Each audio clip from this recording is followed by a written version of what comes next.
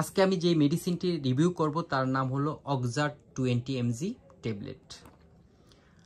আমার আলোচনায় থাকবে মেডিসিনটি কেন সেবন বা ব্যবহার করা হয়, প্রস্তুতকারককে, এটার দাম কত, কোথায় পাওয়া যায়, এটা কোনো সাইড এফেক্ট আছে কিনা, কি কি সতর্কতা অবলম্বন করা উচিত।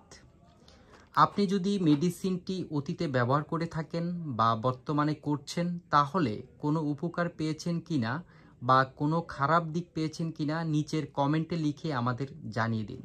মনে রাখবেন, মেডিসিনটি সম্পর্কে আপনার মতামত আমাদের সবার কাছে খুবই গুরুত্বপূর্ণ।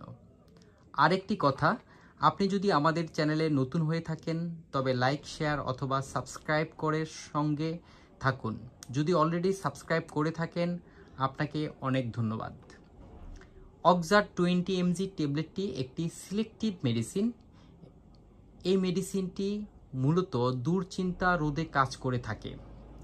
এখন বিভিন্ন ডক্টর প্রেসক্রাইব করে থাকেন যাদের সেক্সুয়াল সমস্যা রয়েছে,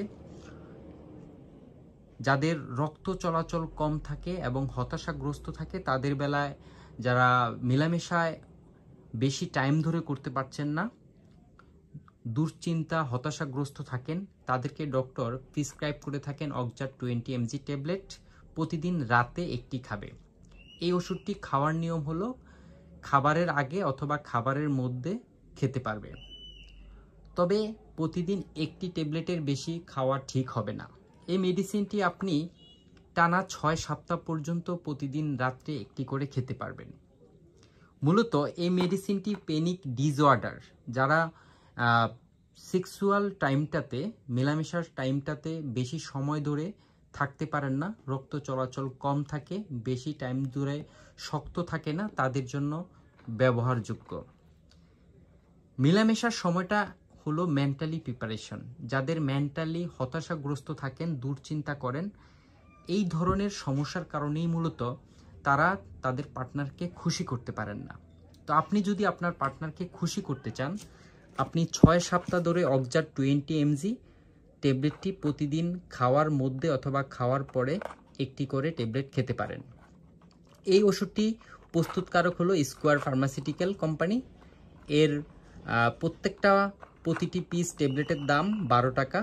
এক বক্স ট্যাবলেটে 40টি ট্যাবলেট থাকে, যার মূল্য 481 টাকা। তো আপনি মেডিসিনটি কেনার আগে এর এক্সপায়ারি ডেটটি দেখে নেবেন এবং প্রস্তুতকারক স্কোয়ার কোম্পানির কিনা এটাও দেখে নেবেন। আশা করি এই মেডিসিন সম্পর্কে আপনারা একটা ভালো ধারণা পেয়েছেন এবং যাদের বয়স 30+ অথবা 25+ তারাই মাত্র সেবন করবেন, এর বাইরে কেউ সেবন করবেন না।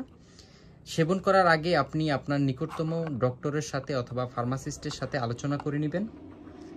আর কোনো মেডিসিন সম্পর্কে আপনার যদি কোনো ধারণা প্রয়োজন হয় কমেন্ট বক্সে লিখে জানাবেন।